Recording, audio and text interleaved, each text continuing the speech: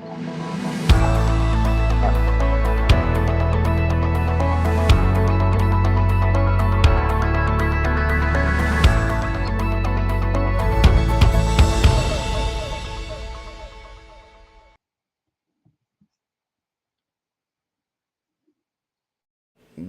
welcome, welcome. You're in the right place at the right time.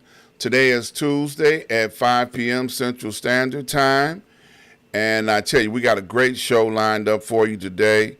We have my guest in the green room. Dr. Haywood is in there waiting patiently for me to get through my introduction. Look, this is his first time on the show. So I'm excited to have him and to hear about all the things that he does in the community. I was talking with some people on yesterday about him, and they're like, oh, no, I don't know him. I got to get to know him. So I say, tune in. So the first thing I like to do when I always do a show is give a shout out to my mentor, Dr. Hunt. Dr. Hunt and I have been traveling in life together for 30 plus years. And out of the 30 plus years that we have been traveling together, he has been a blessing to both me and my family, as well as I have been a blessing to both him and his family.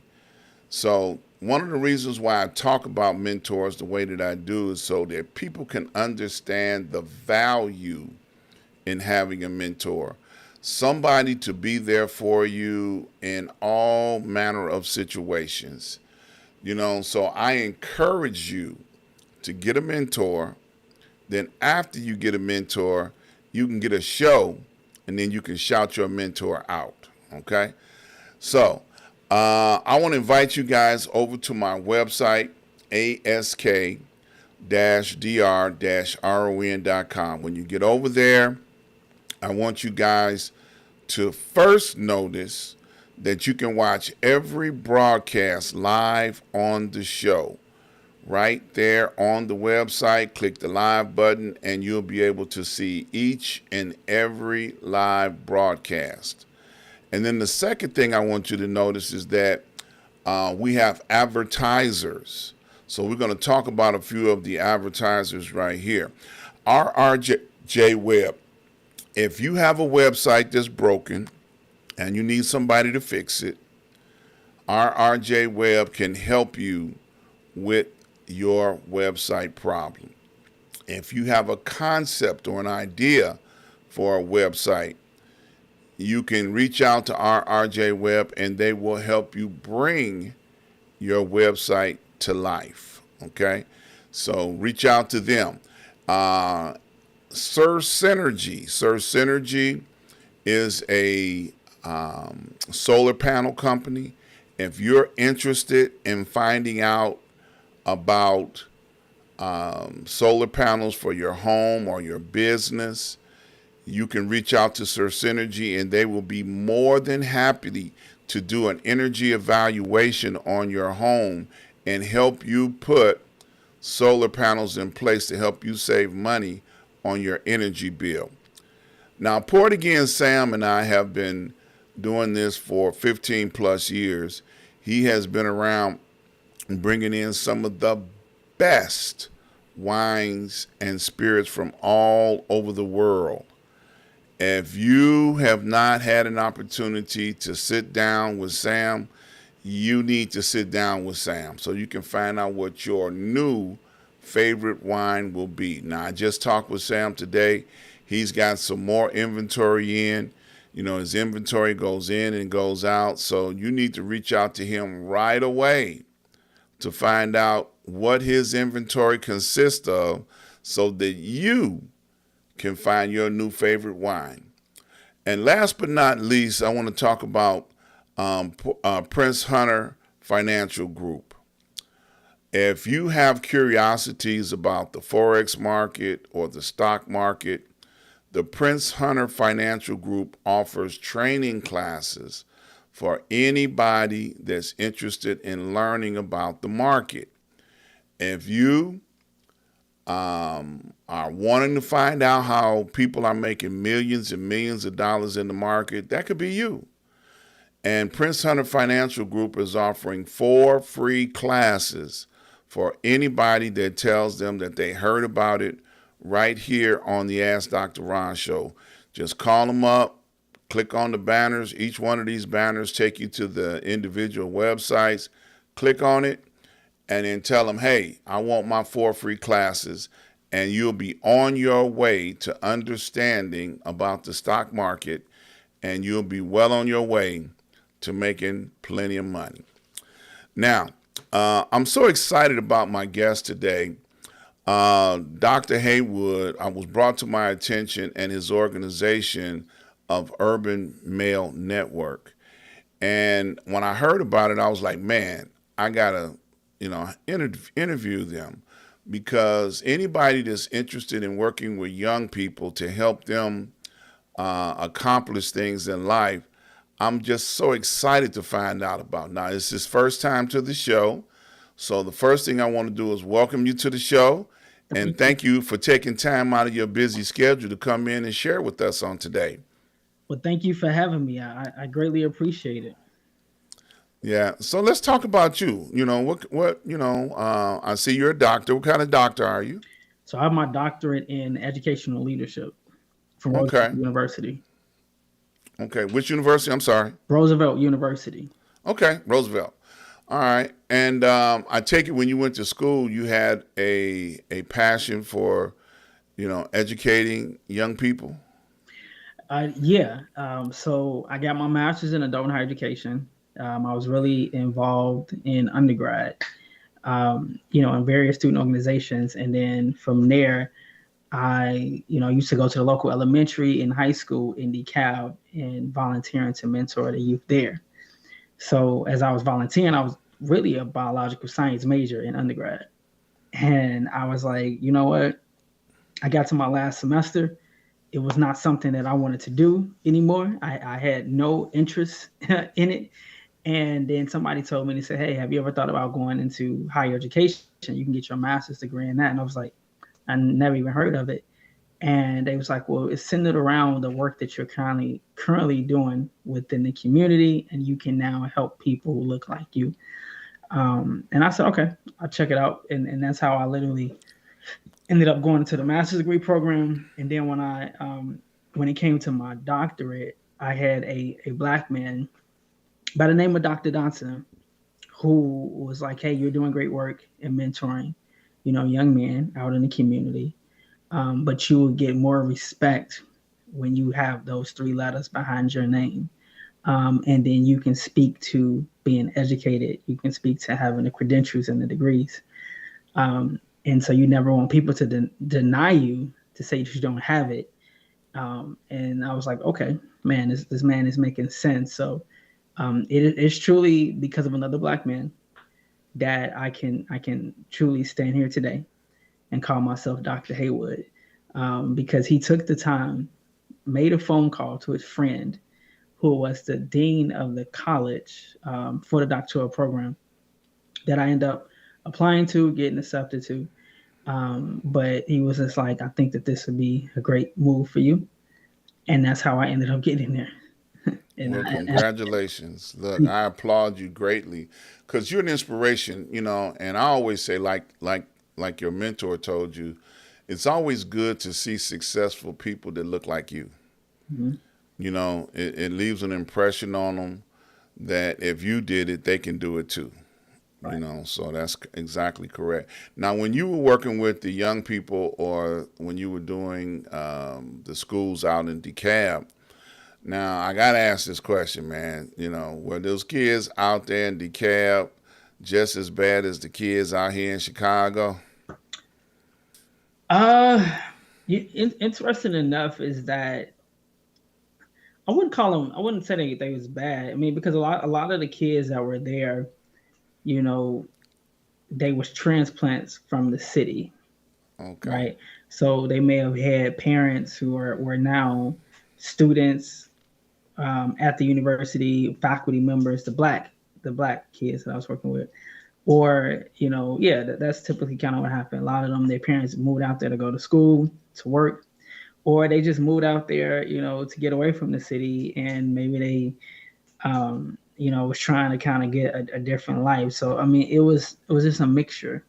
But yeah, of course, those kids have their troubles. But I think the issue sometimes I used to see is that they still try to tie themselves back to Chicago a lot, and try to act a particular type of way, to live up to that, like, oh, I'm from Chicago. And for some of them, Right. let's say if they're 17, 18, but they haven't lived in Chicago since they was 4 years old, but Mm-hmm. they're talking about how they from the west side or the south side of this particular, neighborhood. So Yeah. you do see that a lot when people try to portray to that image of like being from Chicago.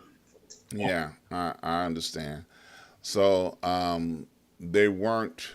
They were transplants, but they didn't bring some of the street with them because, like you say, they had been there since they were four and things like that. So they were trying to act like they was tough, but they really weren't.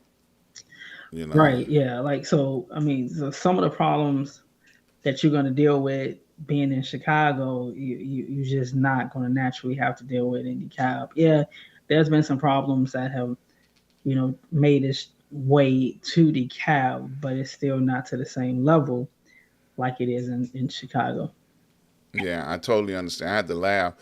Um, my twins, I have a set of twins, my youngest two, they're 31 years old now. And when they were like about 7 or 8 years old, they transplanted to Nashville, Tennessee, to the projects. And when they first got down there, they started, trying to go for bad, especially my son. I'm from Chicago, he got his little derriere towed up by a boy down there in Nashville. Then he stopped bragging about being from Chicago after that. So I understand how that works. So now after you did, a stint in DeKalb, why didn't you stay in the DeKalb area? Why, what drove you back back to the Chicagoland area? Because they have, I'm sure, needs in that area that you probably could have helped address. But I see that do most of your work. I'm assuming you do most of your work in the streets of Chicago. Yeah, that's true. By that time, literally, I think I had did my bachelor's and my master's degree at NIU. So I had spent about 7 years in DeKalb, where now it's like, all right, it's time for me to transition. When you have your friends are graduating or have graduated, people are kind of moving on. And it was just kind of that time, like for me, as I look at it, to leave the nest. Actually, interesting enough, I had said that I did not want to come back to Chicago. Um, Mm-hmm. my original plan, if things had worked out the way that I wanted it to, I had applied to jobs in New York, Florida, California, North Carolina. I was not. I said I'm applying anywhere but Chicago. I didn't really want to go back because when I would be back in Chicago, it just seemed like it was depressing to me.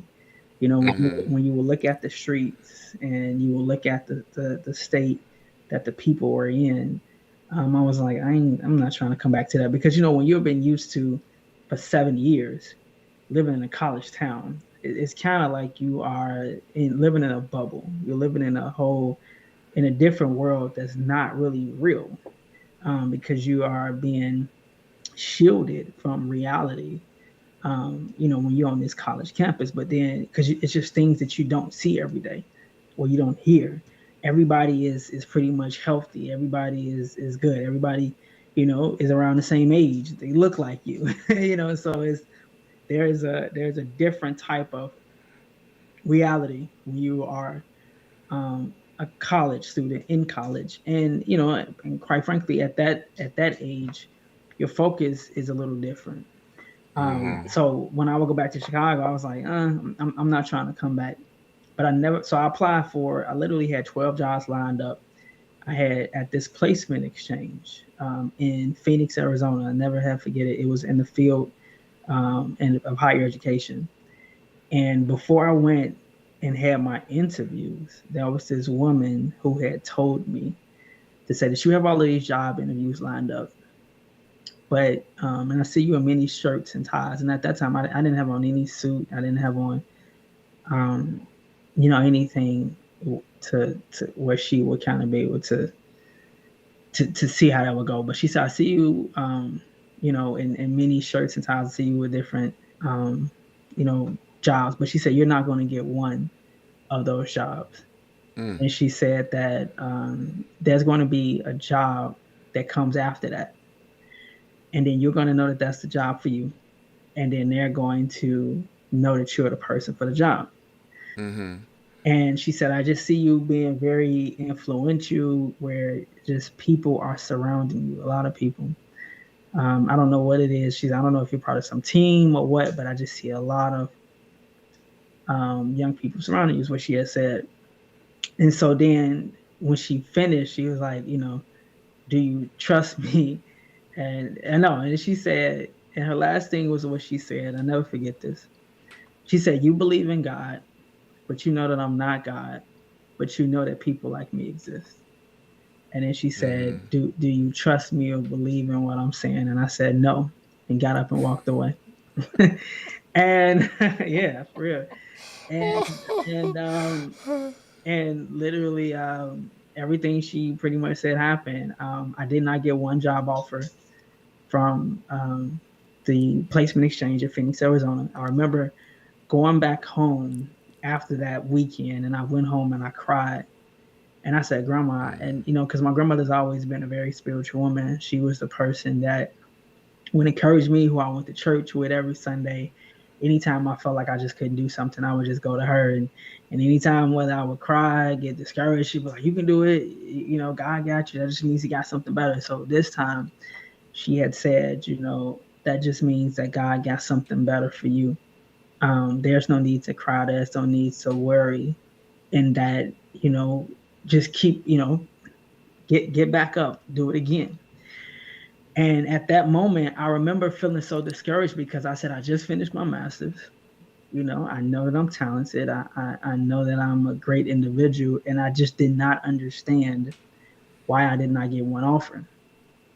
Well, then after that, after I had to come, after I cried, threw my fit, did all of that, and then after I talked to my grandmother, I got back up, I prayed.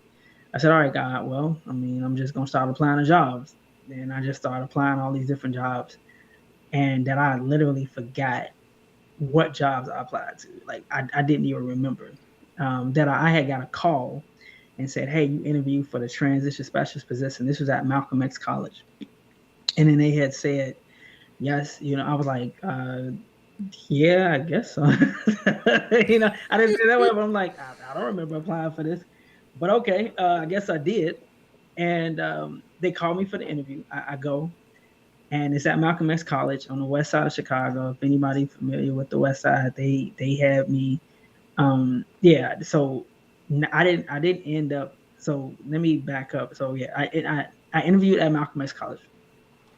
So I interviewed, and then they was like, "Oh, this position is to work specifically on the west side off Madison and Kildare with the Mm. education department." So, like, they was putting me or want to put this person on the heart of the west side, Mm-hmm. and I'm like, okay. So the panel that I had interviewed with, like everybody was much older than me, right? Like I always look young, but I imagine right out of college, I really look young. And I think I had on a bow tie with a suit. And I'll never forget, they didn't smile. They didn't, like I was answering every question back to back to back to back to back. I mean, it was a full panel. And when I tell you, like, I was every question they asked, I had a full, complete answer, and it was great answers. And so I was like, okay, they ain't smiling, they ain't saying nothing. And the last question that they asked that I never forgot, and they said, why should we hire you over anyone else? What skill do you bring, and what makes you so unique? And the answer that I said to them, and I truly felt that thing inside of me, I said that I know now that I am supposed to come back to Chicago. Mm. There was work for me to do. And with the violence that is happening in our city, our young men, particularly our young black men, need to see someone like me. Now, Mm. whether you all hire me or not, I am still going to come back to Chicago to do the work that I know that God has put inside of me to do. And that is how I ended that interview. And I was like, Mm. I don't know how that's gonna go. Mm. And so a month had went by. I hadn't heard anything. I think 2 months in went by. I was figured, I'm like, I guess I didn't get the job. And then next thing you know, I end up getting a call from who? From Malcolm X College, offered me the position. And what I found out was like halfway, like a year, almost like a year later, when I asked the dean, I said, what took you all so long to call and offer me the position? Like, this is by the time that I had built the relationship with her. And then she said, because by that time I was like, man, I could see myself working here at Malcolm X. Like, I was kind of excited about the potential and the opportunity. And then she had said to me then, she said we was hiring for two positions. We had already decided on the two people that we was going to hire as a committee. She said you was the last person that interviewed, but she said you impressed us. First, when you walked in, we was like, "Oh, we about to get this young boy in and up out of here." But when we looked at you, but then she said when you opened your mouth and you spoke, she said then we was like, "We have to have him." And then she said we were so impressed and said that we have to have him. It took 2 months. It's because we was trying to figure out ways that we can get the funding to create a third position just for Mm. you. So that in itself was a message to me, right? Is that sometimes when we think that we're waiting, we like, God, why do you have me in this waiting season? What's going on? Why things are not moving? But oftentimes that means that God is sometimes working in the background on your behalf, Absolutely. and you just have to be patient. And so in that moment when I didn't know what was taking place, they was in the moment that they was creating a position for me. And so and I wrap this up because I feel like I'm just talking a lot. No, But no, you do it. That's good information. but what ended up happening is that it was the position that at Malcolm X when I got there, I was at the West Side Learning Center and I noticed the completion rate for the young man. This is how I started my mentorship program. When I noticed the completion rate for the young men were not at the same level for the young ladies. The guys will come, be there a few weeks, do what they got to do to get their probation papers signed, get their check, and then be gone. And then Mm-hmm. that's when I asked the dean and the assistant president, vice president at the time, can I start a male mentorship program? And they was like, sure, if that's what you want to do we got to pay for it? I said, no, just if you allow me to do it in my position, I'm good. I'll figure out the rest. And they said, okay, well, do whatever you want to do. And so the fact that they then allowed it to be a part of my position, I mean, I worked that thing for sure. I'm like, oh, I get to do something that I was doing for free and volunteering, and now I'm kind of getting paid for it to do it. Mm-hmm. So, I mean, it started with a small group of guys. I think I was meeting with like, I put flyers around the hallway. I had five. I think I started off with like 3 to 5 guys, but I Mm-hmm. was consistent with that small number. And then before I knew it, that group started to grow, and then it expanded to the main campus of Malcolm X from the West Side Learning Center. Then it turned into me teaching a urban male college success course. Then it went from just being in Malcolm X to where I turned it into a nonprofit. And then I took those same young men that I was working with at Malcolm X to the local elementary school up the street, then to the local high school. That is then how we started to expand into the high school, into the elementary school. And then it went from me now being at one high school to where now we service 12 high schools across the city of Mm. Chicago and 250 young men. All right And now. right now, even for the summer, we have close or almost at 100 young men signed up for our summer program where every Saturday we do a different activity for them. So what started with me being like, I don't want to come back to Chicago. This is not where I want to be. God had a different plan. And me just kind of Absolutely. being, obedient to that and just saying, you know what, this is where I know I'm supposed to be. That's how I ended up starting. And now this is what I do full time with my mentoring program. But it just started because I saw a need and I wanted to make a difference. And I remember when I started um, my mentoring program, I remember being discouraged because I only had 3 to 5 guys. And I Mm. was looking at the violence and what was happening in the city of Chicago. And I remember I said to myself, like, want nobody around, none of that type of stuff. But I was like, man, God, what difference am I making just working with 3 to 5 guys? I don't feel like I'm making no difference. Like Mm-hmm. what and I don't know what made me like even open the Bible at that moment. I just opened it, and when I went to the scripture, it was a if you just be faithful over a few things, I will make you ruler over many. And just my Mm-hmm. faithfulness has then expanded to where now we have, land that we are converting to a community space in Inglewood that was donated to us by the Cook County Land Bank. We recently purchased a building cash in Inglewood that is a mixed use commercial building that we're going to create to be like a gap year house and community center space. We have a building that we're leasing out in Dalton. It's almost like an 8,000 square foot building where we offer boxing and culinary, music production, gaming, and basketball. And then with the various locations that we have, and we have, again, this, we just took pretty much 50 young men camping this past weekend. So where I was like, God, what is 3 to 5 and me working with 3 to 5 guys going to do? And then now I look at we have created an army Right. of Right. guys, but it Right. came from the Right. faithfulness and the consistency. And so that's just kind of just giving them the story and the background of how I ended up coming to be where I'm at. Right. So I got to ask the question because you said it earlier. You know, you look very young. You Yeah. still look very young. So how old are you? I'm 36. 36. Yeah, Okay. 36. And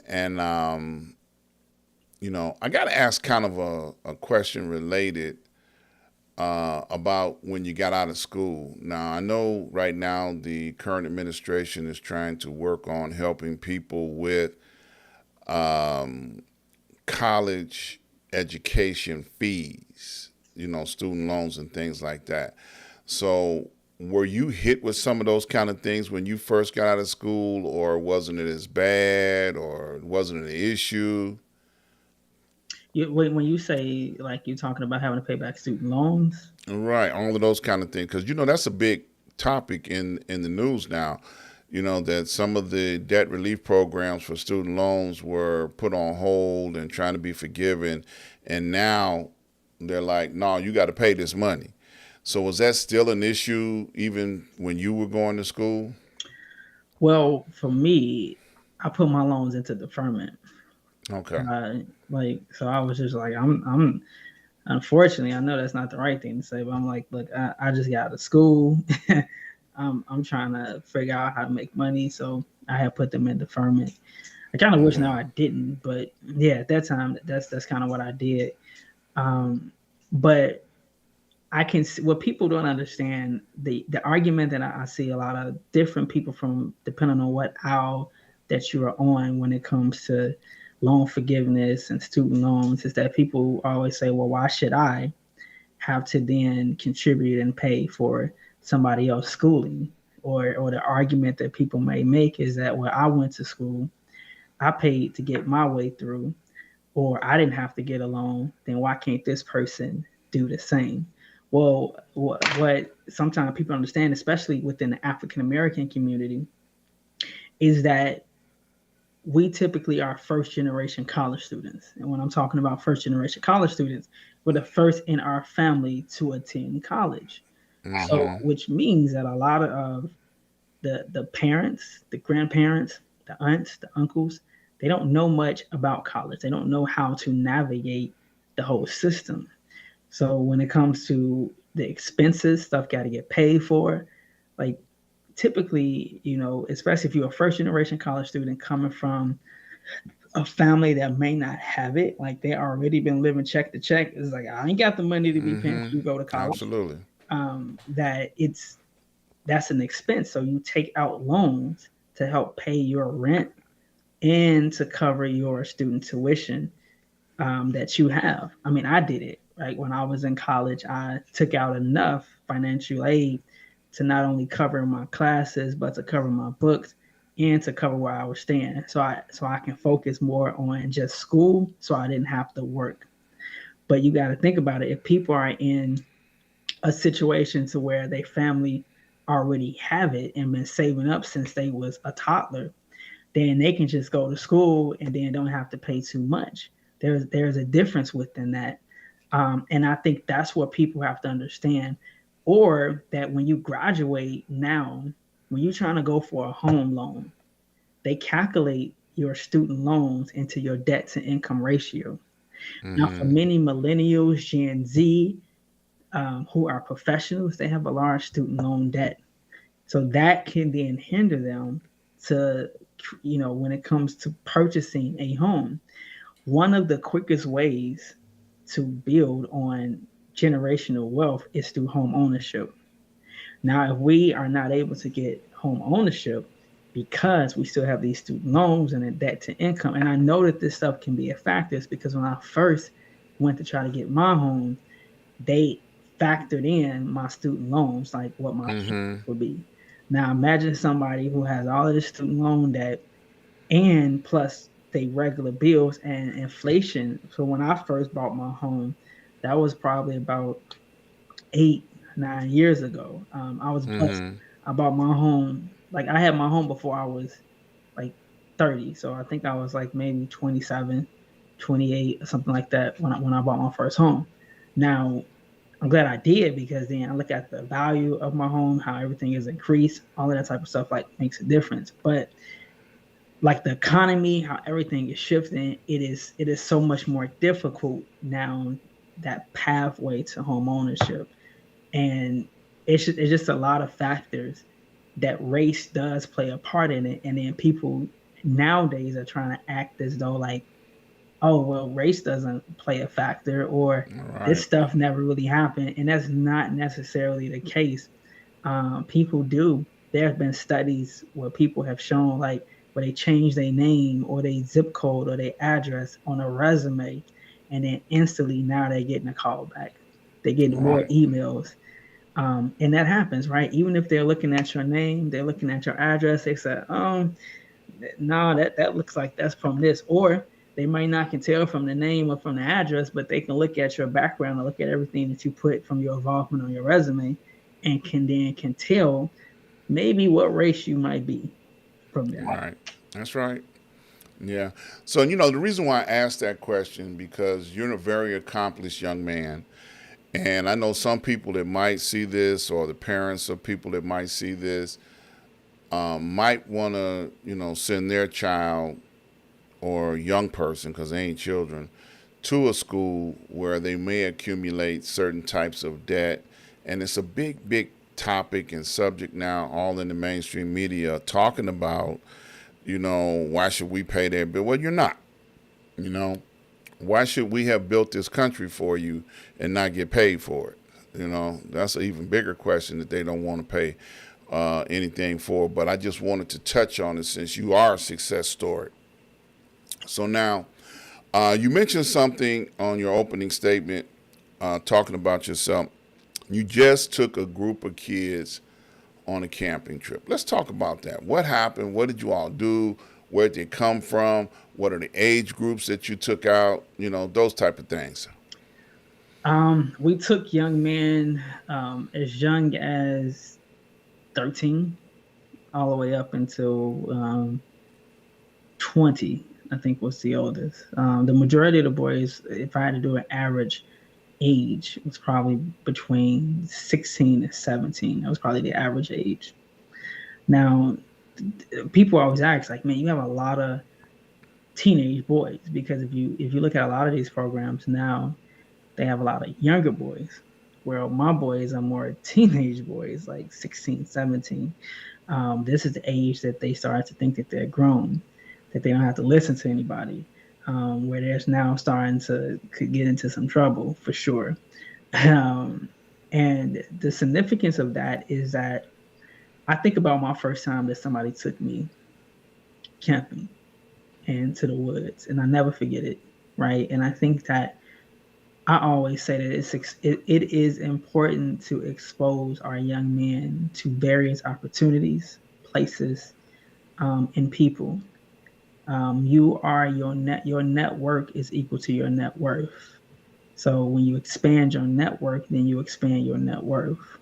And I have been able to really become who I am today because of the people that God has allowed me to connect with, that has then helped me to then from there expand my net worth. So for them to understand that there's more than just the street corner or the between the the corner store and their school, like than what they see, you have to take them out of that. And I am a true believer. You have to see it before you see it. And so sometimes you just have to get in a place that you see yourself in it, and you get there and you be like, I don't want to go back. I love this so much that I gotta figure out how can I change my particular situation, change what I'm doing, because this is the place that I want to be. um, and I just truly believe in that, and that you help people to see it. I always give people the concept of everything that is around us started in somebody's imagination, started in somebody's mind. From the, Absolutely. from the shirt that you have on, the chair that you're sitting in, the Skype call that we on right now, to the laptop that is in front of me. The all of this was an idea, and at some point in time, somebody probably told them, "You're crazy. That would never happen." Who would even buy something like that? But it took them to push through and say, "You know what? I'm going to make this thing happen." And so that's how I look at it with our young men. That somebody's probably telling them, "You're crazy. Nobody's in our family ever graduated from college. You're crazy. Like, like you think you're gonna move up out of here, get a big house, do something legal." So, and it's all about showing them and exposing them to matter. Now, it ain't easy because you can still expose them, and then some people are still so stuck within their ways, what they're used to. But I truly believe that if you keep opening up that door of opportunity, then it's like, you know what? Because even now, I've had guys who told me they never want to go to college. College was not for them. But I done took them enough to visit on a college campus, and now they're asking questions. You know what? I think I want to go away to college. Like, what can I do? Can you help me? And again, but if I never took them, they probably be like, I don't care nothing about that. But they have had an opportunity to see, to check it out for themselves. And then now they believe that maybe college just might be for them. So it is, that's the importance of it. And then another thing is just showing them the importance of community and brotherhood. Um, we are as strong as our weakest link. And I think for so long, it's sad that when it comes to being a black male or young black man or older black man, whichever one person might see themselves as, that if you see a group of black men walk into a space or down the street, or if you didn't know me or vice versa, then you instantly kind of like, is that the enemy? As opposed to if you see a group of white boys or white men, we tend to not always have that same energy. And why is that, right? Is it the media? Is it social media? Is it the music that we're listening to? And so we have been programmed a certain type of way based off what we Absolutely. watch, what we listen to, and what comes across often. And people don't realize that, like what you put inside your mind, what you watch, what you listen to, what you feeding yourself, emotionally, spiritually, physically, all of that, like it can affect you, and then in how you see life, because perception oftentimes can be greater than reality if you allow it to be. Absolutely. Yeah. So, with the young people that you're dealing with, how many did you take on the camp trip? took about 50. 50. So some of the activities, what, fishing, archery, horseback riding, things Um, like that, we or did archery, canoeing, hiking. Uh, what else did we do with them? They didn't have horseback riding, but they said the next time we have to, we can do fishing, and we actually didn't even get to do fishing. It was fish, and they got to go swimming. So okay. those was activities that they had an opportunity to do. Okay. So how many mentors did you take with you with the group? So it was five in total. Mm. So you had five mentors and how many youth again? I know, right? Yeah, yeah. It was You know, yeah. It was five of us. So it was about a 10 to 1 ratio. 10-to-1 ratio. And everybody was receptive and came back healthy. Y'all didn't have to go string nobody up, out in the woods nowhere. Listen, now every now and then, if you know, now, yeah, when you bring a group of us together, you're gonna have to get somebody straight every now and then, quite a few times. I ain't gonna say you don't have to do that. Right, right, It's just kind of a part of what it is, because when you get a group of young men, and I'm not even just saying young black men, but just a group of young men from being teenagers to now thinking that they are adults and grown, there comes this like, who can tell me or who cannot tell me right. what, Attitude problem. right? Right. Like, Yeah. and it comes into a space like, all right, let me get them together in alignment. So you're gonna have a few of those moments, but Yeah. after a few disagreements, and I believe in making an example about one or two, so then the rest, no, don't try it no more. Right. Because unfortunately, in the city of Chicago, young people grow up in territorial areas like South Side, West Side, East Side, suburbs. They don't see themselves as young people that are all on the same mission, going somewhere to have some exploration and have a good time. When they look at somebody, they say, "Are you West Side? Are you East Side?" And that's a problem that sticks out in people's heads. That hey, you all are the same when you get here. Ain't no north, south, east, and west. We all here to accomplish what we're trying to accomplish. So, once again, I applaud you on that. So now, earlier you mentioned some of your locations.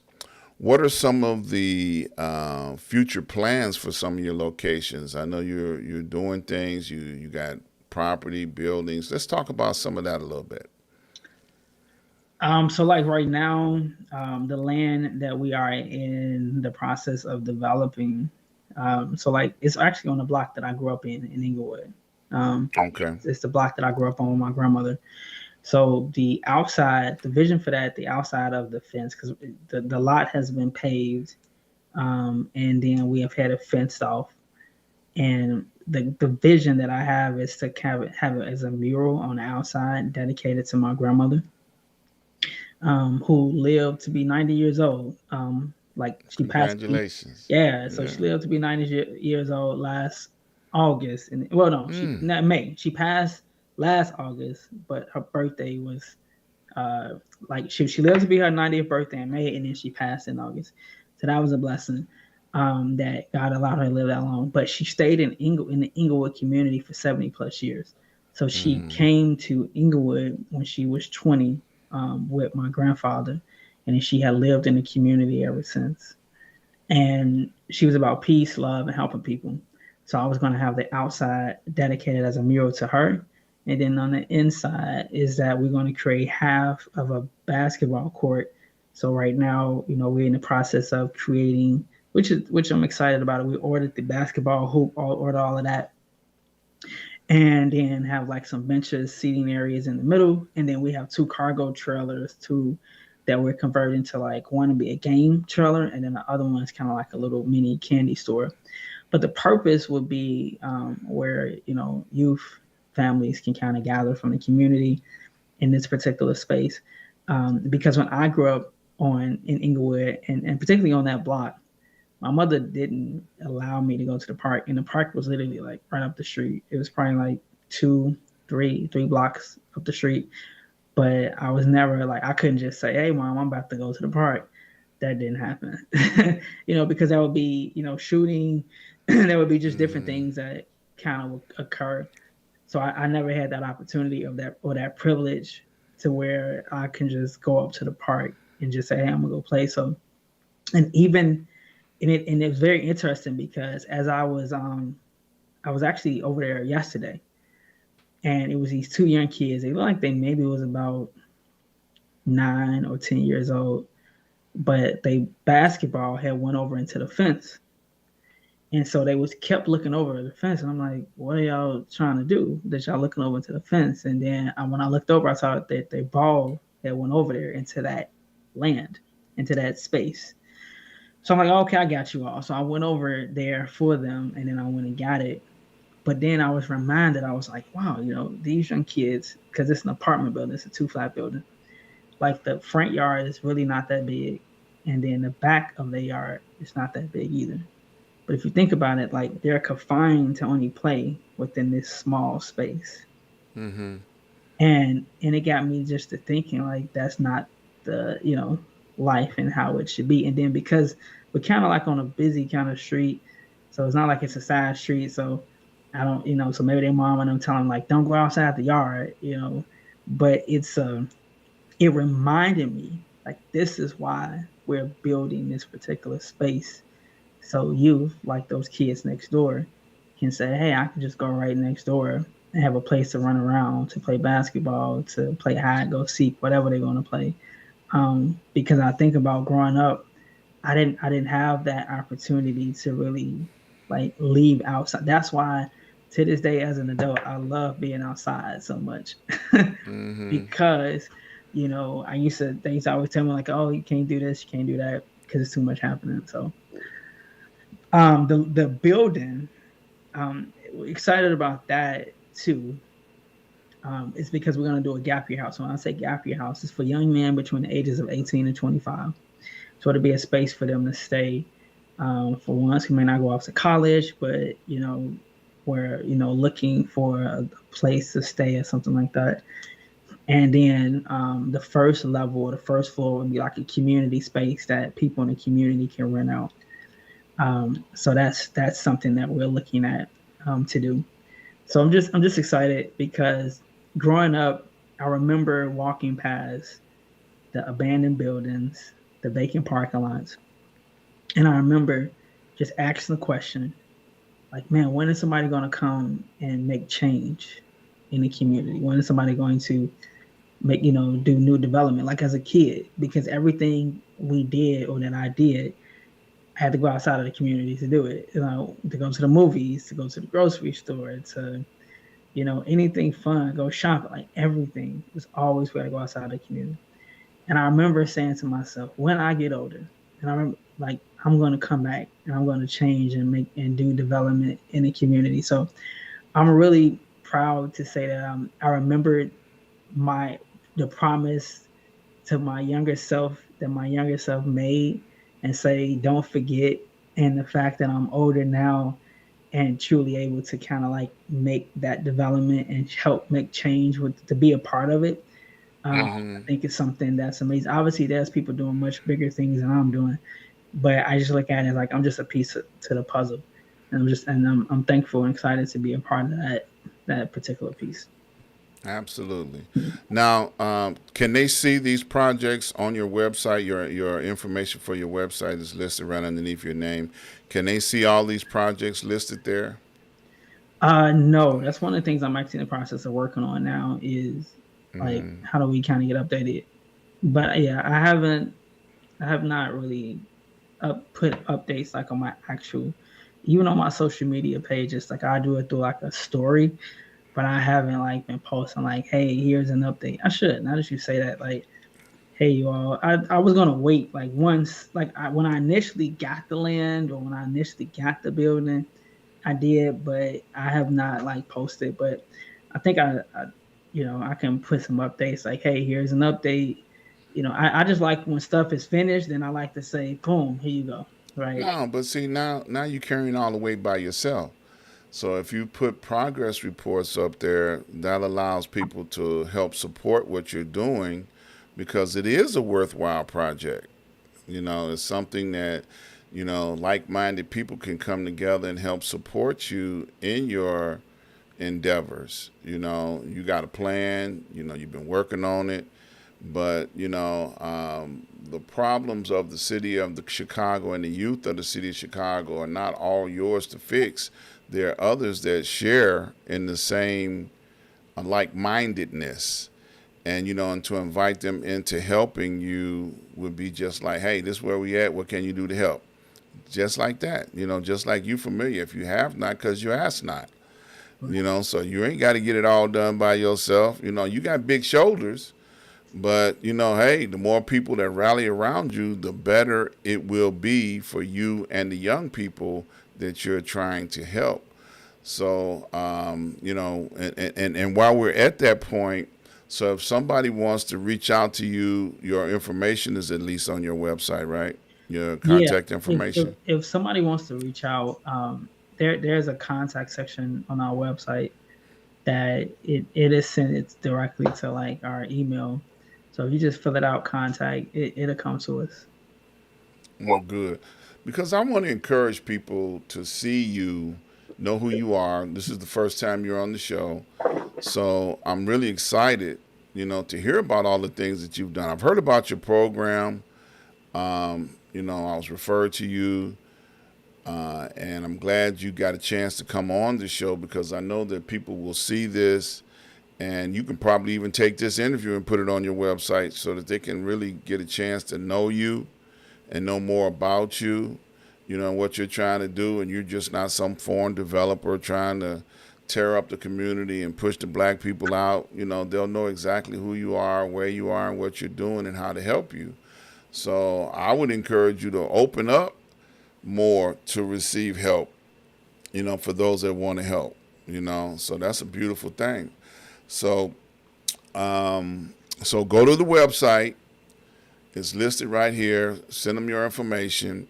You can get more information about what he's doing. Reach out to him. Give him a call.